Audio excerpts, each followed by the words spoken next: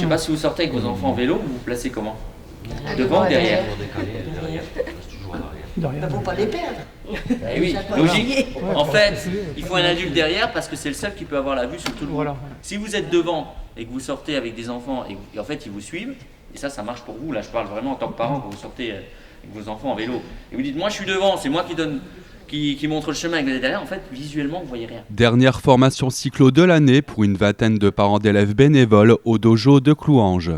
C'est maintenant depuis plus de 5 ans que Alexis Jean et Carmen Dacuna, conseillers pédagogiques EPS des circonscriptions de Romba et de Clouanges, forment les parents d'élèves bénévoles à l'encadrement de groupes d'enfants à vélo. Alors nous on a deux rôles ce matin, les conseillers pédagogiques, c'est d'évaluer les parents, voir si ces parents sont capables d'encadrer un groupe de 6 à 8 élèves sur un parcours urbain et en même temps de leur expliquer comment on se comporte face à des points délicats, notamment un carrefour, un céder le passage, des voies où il y a de la circulation, des points dangereux, des points où justement il n'y a pas de danger et on veut laisser de l'autonomie aux enfants.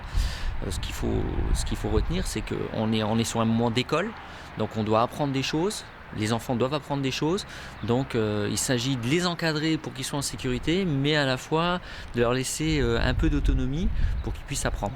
Ces parents d'élèves bénévoles sont un renfort nécessaire pour pouvoir encadrer les enfants lors de projets de sortie scolaire et qui impliquent quelques petites révisions sur le code de la route, du bon sens et aussi d'aborder quelques points sur la législation en vigueur. Pour pouvoir sortir avec des enfants en milieu urbain, ça nécessite plus d'adultes.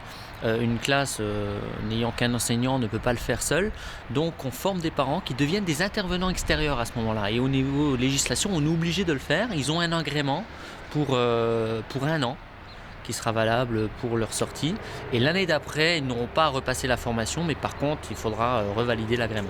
Après un peu plus d'1 heure de formation théorique, il est temps d'enfourcher son 2 roues.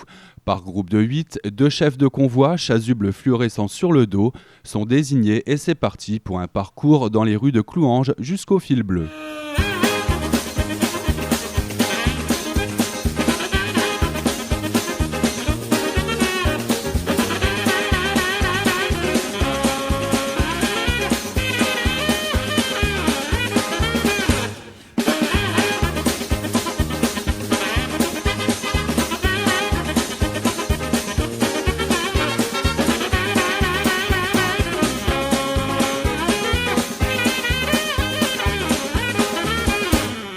Alors après la théorie, la pratique, comment ça s'est passé? Ouais, c'est bien passé, ça va. C'était évident, il y a eu des petits soucis Ouais, juste un petit peu au carrefour, au niveau du rond-point. Parce qu'il y avait la double route en fait, on a eu un petit peu de mal. Puis le premier carrefour on a bien traversé, le deuxième on a un peu oublié qu'il fallait sécuriser la zone. C'est important d'apprendre les vrais gestes à avoir dans ce genre de situation. Bah oui, surtout avec les enfants, il faut les garder en sécurité. C'est une sacrée responsabilité. Ah bah oui. C'est clair. Il faut avoir les nerfs bien accrochés, surtout quand on voit le comportement de certains véhicules sur les routes aujourd'hui.